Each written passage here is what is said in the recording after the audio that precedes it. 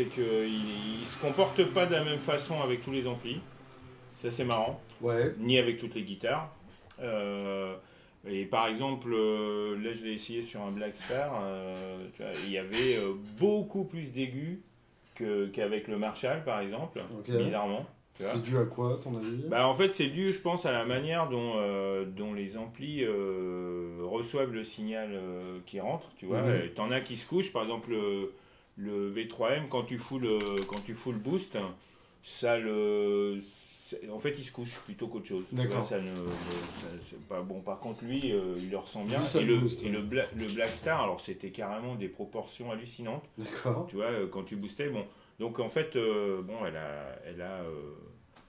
elle agit différemment sur différents amplis, quoi. Moi, j'aime bien, enfin, c'est que le côté, ce qu'on recherchait, c'était avoir un grain vraiment bien crade, quoi, bien bisonnesque, bien gras, voilà, exactement.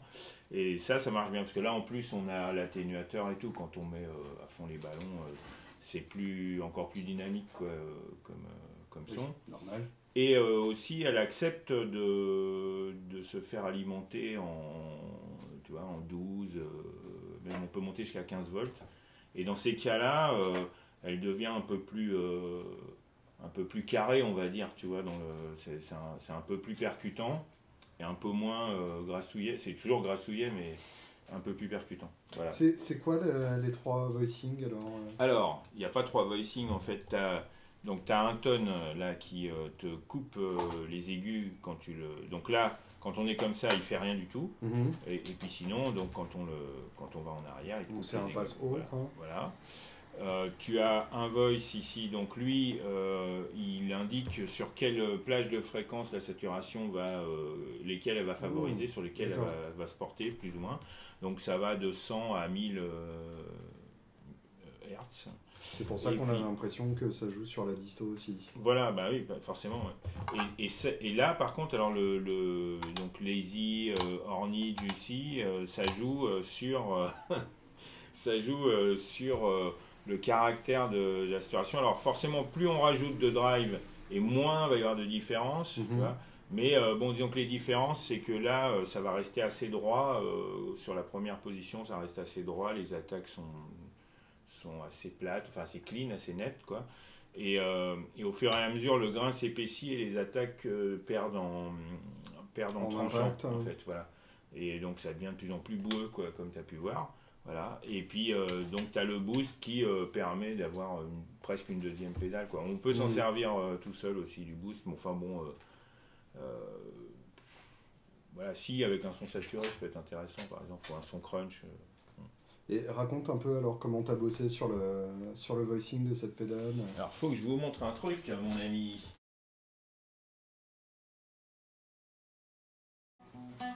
Donc en fait, voilà, un jour j'ai reçu ça, donc on avait déjà fait un certain nombre de protos, et puis quand on est arrivé à quelque chose de relativement où on était assez contents tous les deux, et qu'il ne restait plus qu'à fine-tuner, donc j'ai reçu ça, voilà, par la poste, hein. C'est donc la pédale. Ça c'est vraiment le dernier proto. C'est ton pédalboard, c'est ça? Et là, donc, en fait, il a déporté des éléments qui normalement sont à l'intérieur. Il les a déportés à l'extérieur. Là, donc, on avait 4 points sur lesquels, je ne sais pas si ça va se voir, 4 points sur lesquels on pouvait ajuster l'égalisation, etc. Donc là, il y en a un qui joue sur le tone, il y en a un qui joue sur le voice, il y en a un qui joue sur la texture, en fait, si on veut, la texture de la saturation. Et donc, j'avais ici des tas de valeurs différentes que je pouvais... que tu peux jumper sans soudure, du coup. Sans soudure et instantanément, même, tu vois, je pouvais faire un accord, enlever le composant en gardant l'accord et puis foutre l'autre pour voir ce que ça donnait. Enfin, voilà. Et est-ce que tu as senti vraiment des grosses différences? Énorme. Ah ouais? C'est énorme. C'est-à-dire que... si tu veux, il y en a un, par exemple, il y en a un, il m'a dit ça joue sur les abeilles. Et effectivement, tu vois, c'est l'espèce de machin qu'on peut avoir des fois quand on a de la saturation, l'espèce de truc un peu dégueu qu'il y a au-dessus. Et voilà, bon bah là, en changeant la valeur, soit tu t'assourdissais le son. Enfin, c'est là que tu vois qu'en fait, tu peux faire beaucoup de choses très très différentes avec le même schéma de départ. Et du coup, avec toutes ces options-là, ça n'a pas été trop dur de te fixer sur un seul voicing? Non, non, non, parce que moi je savais ce que je voulais en fait. En gros, je voulais un truc qui sonne gras. Tu vois, donc voilà, après ce qu'il fallait c'est que je trouve les limites hautes et basses, quoi. C'est-à-dire que bon, tu as vu que déjà on peut avoir quelque chose d'assez sourd à certains moments. Bon, avec certains composants, tu peux aller encore plus sourd que ça, parce que quand tu vois, bon, c'est carrément merdique, quoi. Et puis tu montes plus assez haut, tu vois. C'est-à-dire il fallait aussi qu'on ait l'éventail, quoi. Voilà. Ton objectif premier avec cette pédale, c'était quoi? Alors, mon objectif premier avec cette pédale, c'était de faire un overdrive qui me plaise. Parce que bon, les overdrive qui sont dans le commerce, je dis pas qu'ils me plaisent pas, mais je veux dire, ça ne correspond pas à mon jeu. Voilà.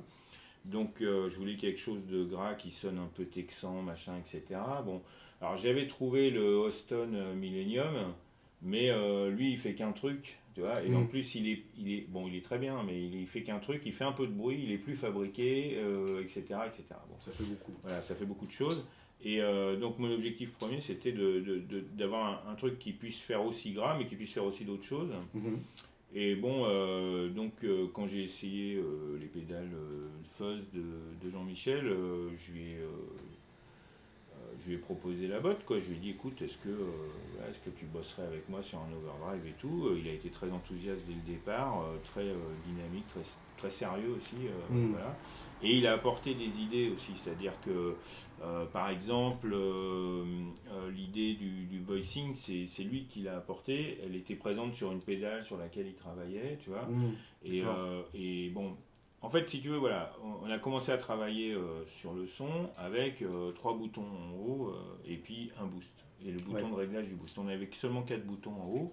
Et puis le sélecteur, le sélecteur du milieu, on avait dit de toute façon il en faut un. Il y avait 4 positions au début, on s'est rendu compte que bon, la 4e, on n'avait pas besoin. Enfin, toi, bon, pour te dire un peu comment ça s'est passé, quoi. Et donc, oui, je disais, il a amené des trucs, c'est-à-dire que par exemple, à un moment, bon, j'étais pas très content du son, en fait, du grain. Alors il m'a dit, tiens, je vais te mettre le voicing, puis tu trouves la position qui te plaît, puis on mettra là-dessus, tu vois. Mais il me l'avait mis juste, en plus il était là, tu vois, le voicing, et il me l'avait mis juste pour que je trouve le bon réglage, quoi. Et puis en fait, j'ai trouvé que c'était vachement bien et qu'il fallait qu'on le mette, tu vois, donc on l'a mis. Voilà. Par contre, le filtre passe haut, ça c'est moi, parce qu'au début il m'avait mis une tonalité plus... standard. Celle de corniche en fait. Voilà. Et en fait ça me convenait pas. Elle est pas mauvaise, hein, mais ça me convenait pas ça. Donc voilà, pour dire que si vous voulez, au bout d'un moment ça a été un peu aussi un ping-pong, tu vois, entre lui et moi. Et voilà, bon, par exemple pour le design, il y est vraiment pour une grosse partie, quoi. C'est-à-dire que c'est lui qui a, bon, moi j'ai validé des trucs et tout, mais voilà. Et par exemple le côté patate qui plaît à tout le monde, c'est lui qui l'a trouvé aussi, tu vois, donc le nom patate. Voilà, donc pour dire, bon, je cherchais aussi ça, toi, quelqu'un qui rebondisse sur mes idées ou sur les idées duquel je puisse rebondir, etc. Et là, en fait, on a un truc qui me plaît bien, quoi. Voilà, et bien sur ce, on vous salue bien et n'oubliez pas le Riff Shooter. À plus. Et ouais, si tu peux mettre en incruste là, parce que j'ai un cycle maintenant, je sais pas si t'as vu ça. Incroyable. Bah, ouais.